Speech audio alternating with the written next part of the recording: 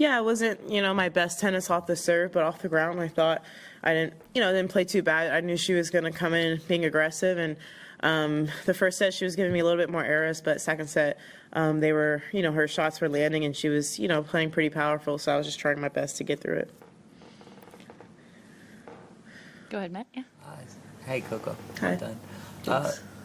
So what happens there when you're down, what was it, 5-3 in the second set, and then you just sort of turn it on? Is that a self-talk? Is that dinner reservation that you need to get to? Yeah, I think it's just, I don't know, one of those adrenaline type things, and sometimes you're like, dang, I wish I would do that. I like to have a chance to go up 4-1, but to all credit to her, like, even though I had break points to go up with double break, she served well on them. And, the service game at 3-all wasn't the best, but I don't regret anything on the return games, because she was serving well, and I was just trying my best to, just get it deep. But, yeah, I think it was just one of those things to just step up my level against her. I knew that she... I knew that there was going to be a moment maybe where she wasn't going to play as well, so it was just when that moment would come. I don't know if it was going to be at 5-3 or in the third set. Yeah, Ben. You're playing Leylah next. And I was talking to Robin Montgomery, who said that she was practicing with you in the off season because you were prepping to play Leylah because you knew she was your first match for a long time. I guess will all that prep you did in December maybe help you getting to play her again?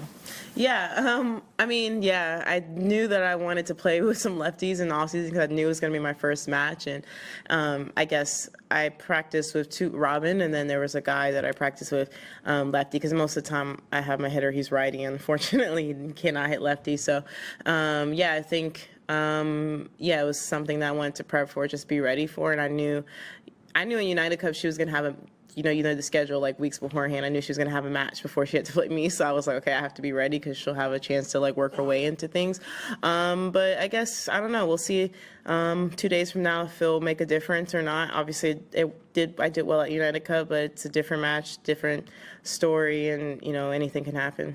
How different does it feel to get that much time to prep for an opponent? Because almost always in tennis you get like 2 days max. Yeah, honestly, we didn't really prep for her like the whole off season. I hit with Robin the week before I was supposed to leave. So yeah, it wasn't like something we like completely planned, but it is nice, I guess. You feel like almost like a regular sport like NFL or NBA where you know who you're playing. And I did enjoy that because I knew who my first 2 opponents were going to be, so I knew what to expect. So yeah, I think it's nice, and I think that's what the unique thing about United Cup, that it helps for fans too to know that they're getting these matchups guaranteed. Just with all that experience against Leylah, what do you have to get right in a couple of days' time? Obviously serve better, and I think just again she's going to be aggressive. That's her game. She's a great mover. She's going to hit some great shots, and she's a great player. Slam finalist and has great results against top players. So I expect her to play great tennis, and I just hope I can do the same. Yeah, Ben. Of people I know, I think you might be one of the ones who might be most concerned potentially with the potential TikTok ban. I'm wondering how much you're following this. Yeah, I am following it. I feel like this is like the 3rd or 4th time this has happened, so I kind of like this time just was like whatever, like if I wake up and it doesn't work, like fine, I'm done like wasting my time like standing on it or figuring out. But I see that there's a new app called Red Note that a lot of people are migrating over to, so I feel like regardless people are going to be fine because people are always going to migrate to another app. But obviously I hope TikTok extends. I think that it's a great thing for a lot of small businesses in our country, and a lot of creators make money on it and have the chance to spread stories. Personally, and me, a lot of great stories I've heard is from TikTok and connecting with people who has been TikTok. So I hope that it will stay. Obviously, I don't know all the security issues and the things like that, but as a fan, I hope that they are able to extend it. Do you have a favorite TikTok video that's like most, the one that you think of most, or?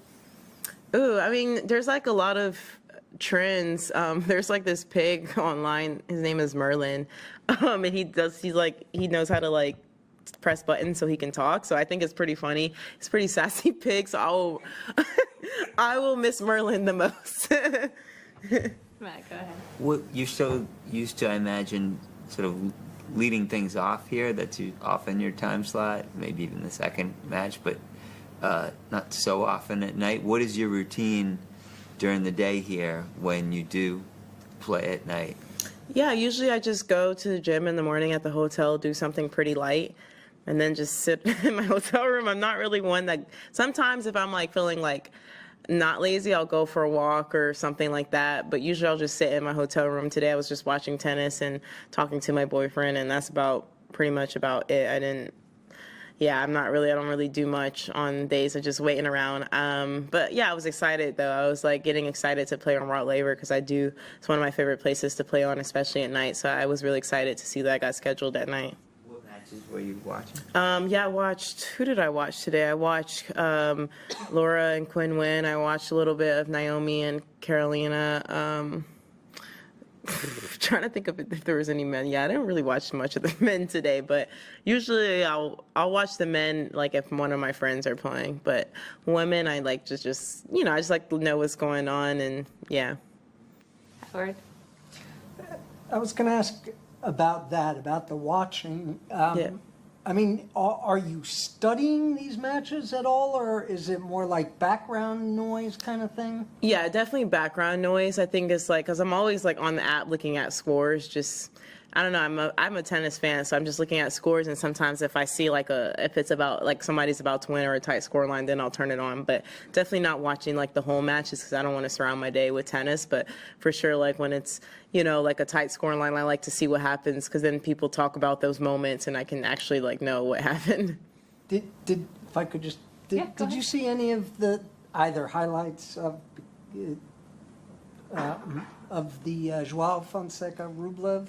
What do you think of Fonseca? Yeah, it's actually pretty funny. We were just talking about him upstairs, and I first knew Fonseca like 2 years ago when I won US Open. He won Junior US Open, and I took a picture of him, and that's when I was kind of like, who is this kid? Like, he won Junior US Open at like 16, I think. And I was like, he has to be good. So I started following his career from there, like his challengers, and obviously still leading up to that and the next gen. And so I've been on the Fonseca train since early, and I wasn't surprised by the result. I didn't watch it because I think it was later, like in the evening.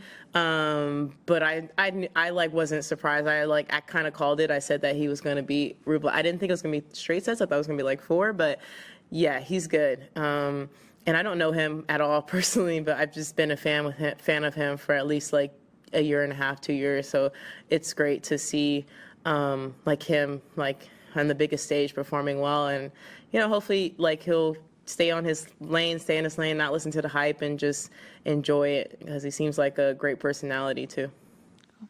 Last question, yeah, Ben? I just want to ask quickly about Danielle Collins. I know you spent some time with the United Cup she was on the team. She's obviously sort of in a unexpected part of her career now. Yeah. I'm just wondering what it was like to be around her and what she's been like, what you see from her at this stage of her tennis career. Yeah, I think for me, like, especially like being on the team, Danielle was just so fun and brought the best energy. She was sick like the first week, so but once like that was all cleared up, she brought like great energy on the bench, and she's been fun. And I will say, I think she's, I don't know, maybe more relaxed now. I obviously knew her like just because of Danielle Collins, but I didn't know like her well. She always struck me as someone that maybe didn't like to talk as much. And then when I got to know her, I realized it was quite the opposite. And I think she's, a nice person. And, she's Danielle. I always say Danielle's going to be Danielle, and there's no one changing her.